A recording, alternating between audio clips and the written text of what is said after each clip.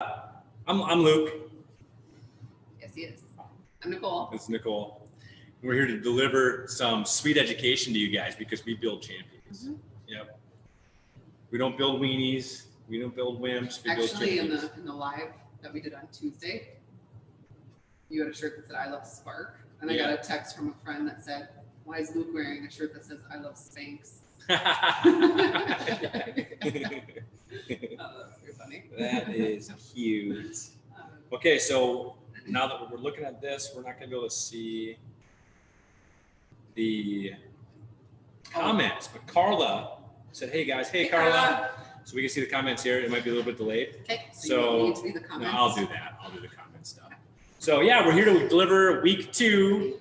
If you're in the core and team challenge, we have our week 2 content, and we're gonna fire up this PowerPoint right now, and we're gonna deliver some sweet content. So if anybody, actually, if Carla, if you're listening, could you just verify that you can hear us? Just leave us a note in the comments. Just say that, yeah, what's up? I can hear you. That'd be fantastic. So I'm gonna need this. All right. So I think we're good. I got some people talking.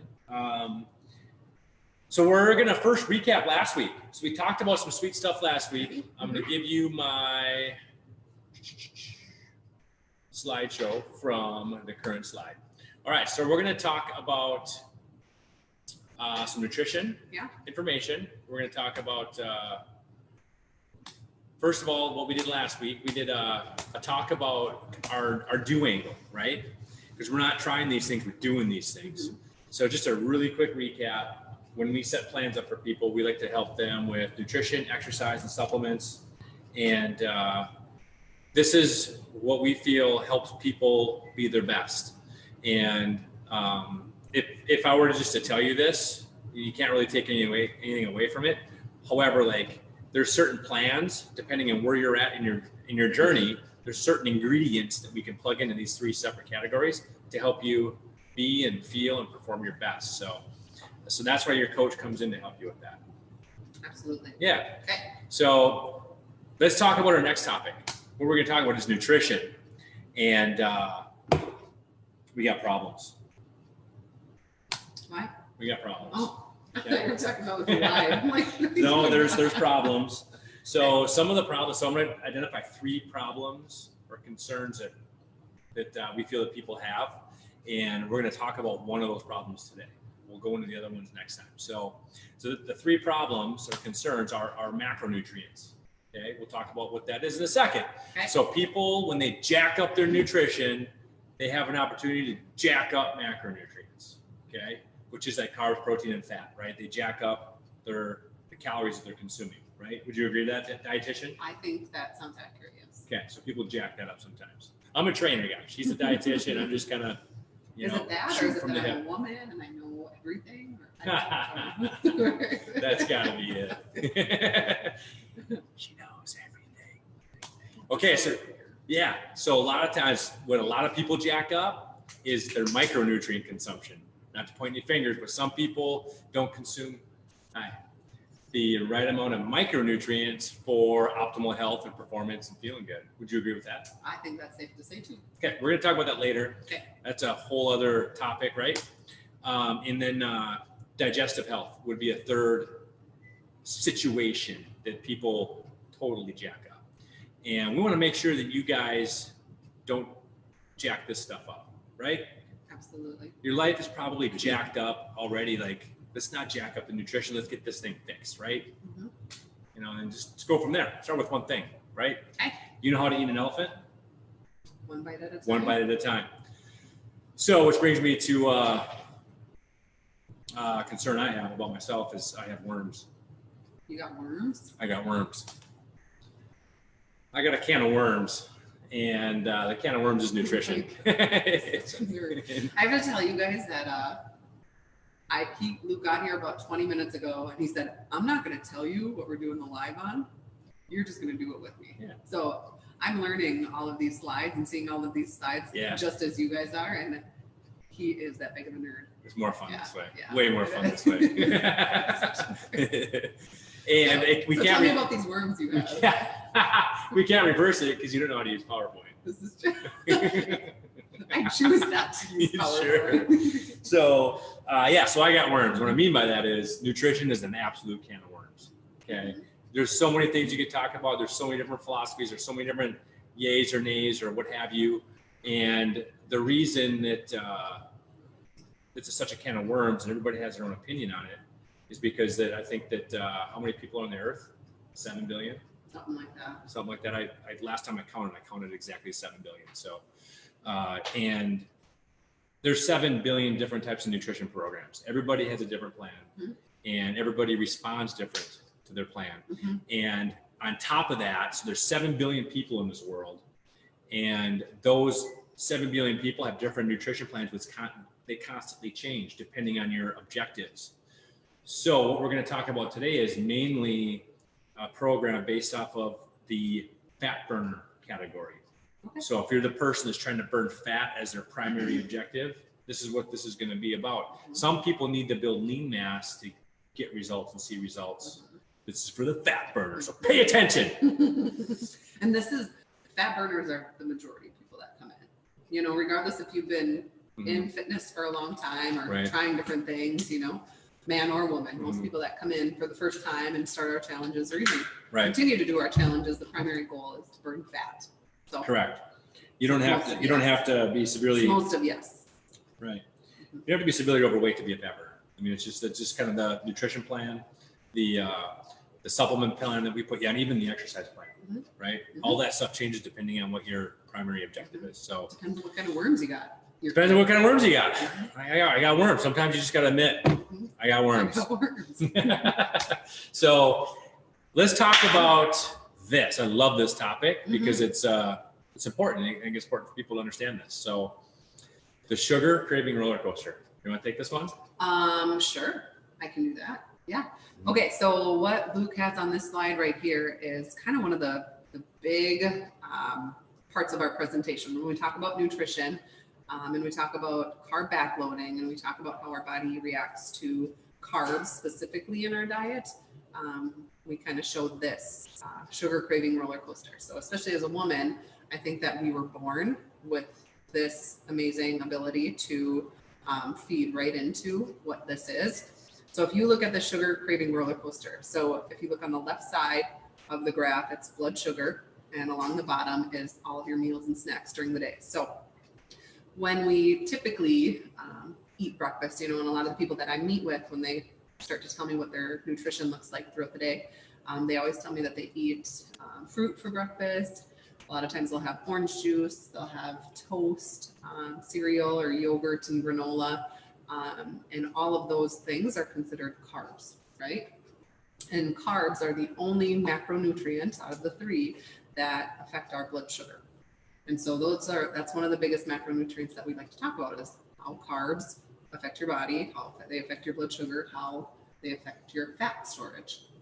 And so if you look at this guide right here, it's showing that if we have carbs in the morning, so we have any of those foods that I just said, what happens is in response, so when we eat those carbs, it's broken down into our stomach, it's digested and absorbed and into a sugar, right? A sugar molecule. Those sugar molecules float around in our blood, right? And they're picked up by insulin. So when your body finds out or figures out that it has a large amount of sugar in its blood or in your blood, your body responds by releasing insulin by the pancreas. And so what happens is, if you look at this guide right here, when you have those foods for breakfast, you have a blood sugar spike, right? When your body digests and absorbs the carbs, breaks it down into sugar, you have a sugar spike. What happens then is your pancreas releases insulin in response to that blood sugar spike. And what happens is insulin does its job by grabbing all the sugar molecules in your blood and bringing them to your cells to be used for energy. And what happens is you have a drop in your blood sugar. And then say for a snack, you have carbs again, you have a blood sugar spike. You grab a bag Sour Patch Kids, Sarah Kellogg, from mid-morning snack. I don't know that anybody would turn down Sour Patch whole Kids, bag. Really. Or a whole bag. She won't watch us anyway. She's watching. If she Sorry, Sarah. He is. But yeah, what happens is every time that your blood sugar spikes, your insulin responds. Every time your insulin responds, your insulin is a hormone that is in charge of many things, but one of the things that it does is it actually is a fat storing hormone. So if you look at every time you have that crash and crash and crash and crash, your body is actually wanting to store that sugar in excess as fat. Damn it! Yeah, you are feisty today. Well, yeah, I told you we got problems, and I got worms, worms. And now you're telling me that if I eat too many Sour Patch Kids, you're gonna get stored as fat, even though on the package it says fat-free. Yes, it does. Oh. Yeah. So, but what else is about that is that when we have those crashes, like you look at every bottom of that, and you know this, and as a woman, I feel like we get hit with this a little bit more, but every time your blood sugar crashes and your insulin does its job and your body is working efficiently like it should, every time you have a crash, you get hungry. And so all of a sudden you're like, oh, I need something quick. I need those Sour Patch Kids. My blood sugar's low.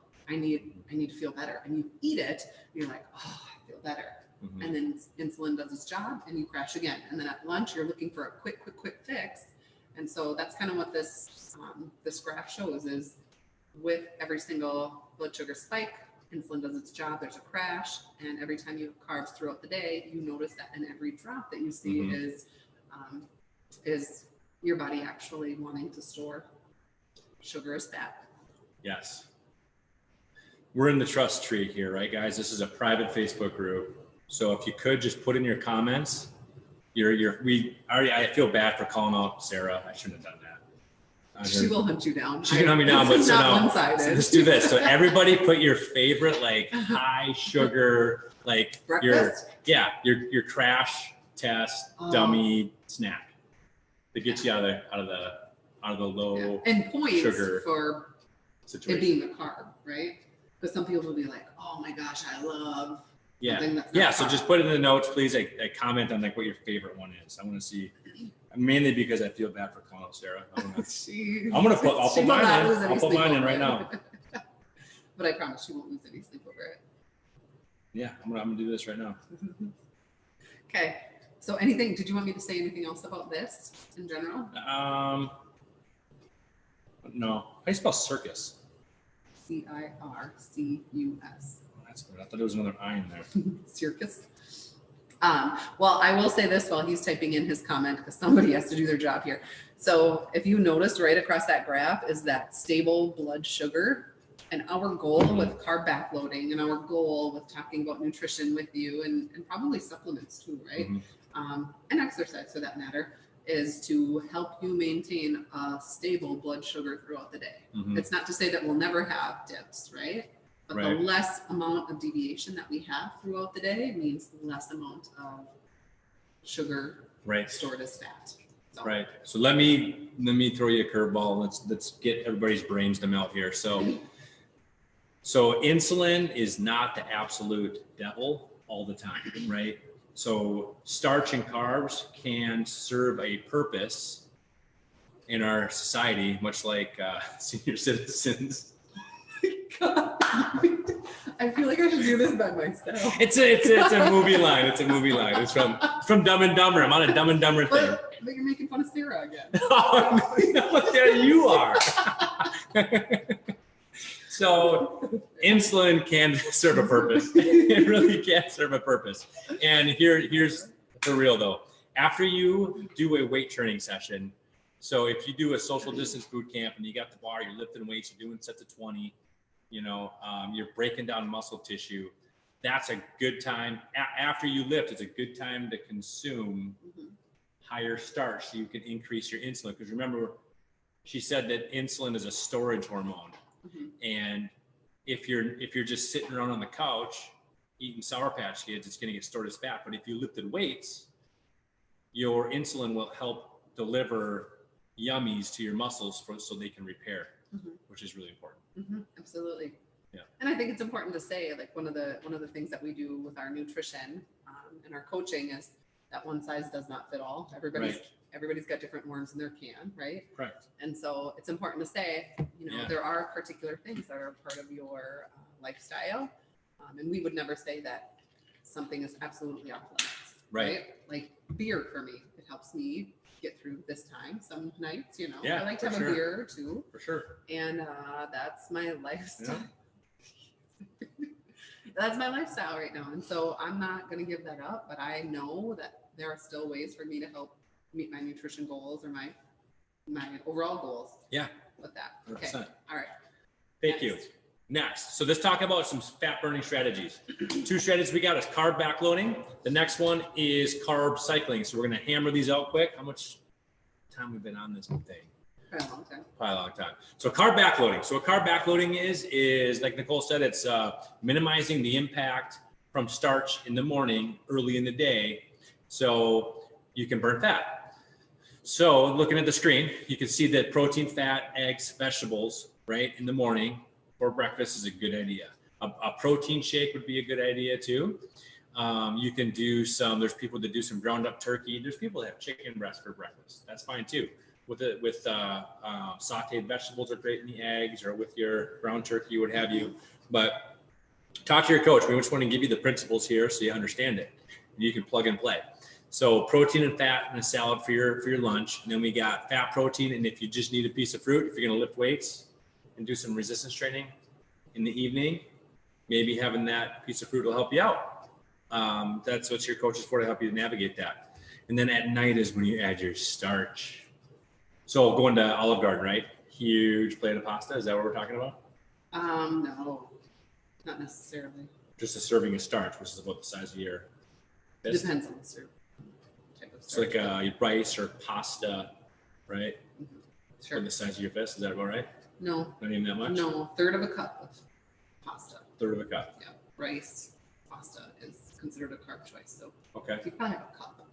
What a cup. Yeah. Okay. There you have it. So that's carb backloading. Okay. Yeah. Your favorite. Carb cycling is next, but I forgot I had this in here. So this is the meal plan. If you want this meal plan, reach out to us. If you haven't seen it, let us know. Mm-hmm. But this meal plan is designed to, it's 1,800 calories, right? Yep. You know this one. Yeah. So I created this meal plan. It's one of 3 weeks of the carb backloading. Looks like this is week 2. It's nothing fancy, but the guidelines for it are roughly 1,800 calories. It's roughly 130 grams of protein, not including supplements. But it's carb backloading, and it's not meant to be followed necessarily perfectly every day. I don't know, I'm pretty plain, so this seems like a lot of work to me. But the goal is that whatever you have for supper one night, you have for lunch the next day, minus the carbs. So if you have a steak with sweet potatoes and asparagus for supper, the next day you have asparagus or steak with salad or something like that. So you can use the food for the next day meal. So but again, it's just a lot of ideas for snacks and meals, and I don't know, I appreciate some examples. So that's what that is. For sure. Thank you for that. Sure. Well done. Thank you. Here's carb cycling. So there's a few layers of this. So for carb cycling, there's the 5 things I got there: burn day, refuel, 13 days on, 1 day off, weeks, and then food options. Well, we're going to cover that here. So lean in 13. So could you talk us through what a burn day is? I would love to. So there's another slide that goes with this that kind of points out, that one. So this kind of points out what the lean in 13 looks like. So the lean in 13 comes from the 13 days in which you would follow this cycle, with the 14th day being free. So if you started on a Sunday, technically the 14th day would be a Saturday. So you would know that, hey, and the 14th day is a Saturday, I get a free day. It's meant to be a cheat day, not obviously a huge cheat day, but you talk to your coach about that too. But so if you look here, weeks 1 and 2 is day 1 through 14, and then you go to the next one, weeks 3 and 4 through day 14, weeks 5 and 6, and then you cycle back through it. So each one of those rows, you go through once, and then you go through again twice. So it's about 12 weeks. The 13 again comes from the 13 days before your free day. Included, if you look at the little flame in day 1 and 2 on that first line, those are considered burn days. That one with the little gas pump is considered a refuel day. So if you go back to those, the burn day, what we want to do on those burn days is, and why it's called carb cycling, is what we do on those burn days is low, very low carbs. Okay. So what I tell people is about like, you would say 100 grams or less for carbs. Yes. Yeah. Okay. I would say even a little bit less than that. I would say like 80 grams of carbs or less. So overall, if you're having a meal replacement shake for breakfast, that's considered 24 grams of carbs. But then there's your low carb snack, your low or no carb lunch, afternoon snack is muscle gain or the body lean that they have an example of here, which is low carb, and then dinner. So there's no carbs throughout those burn days.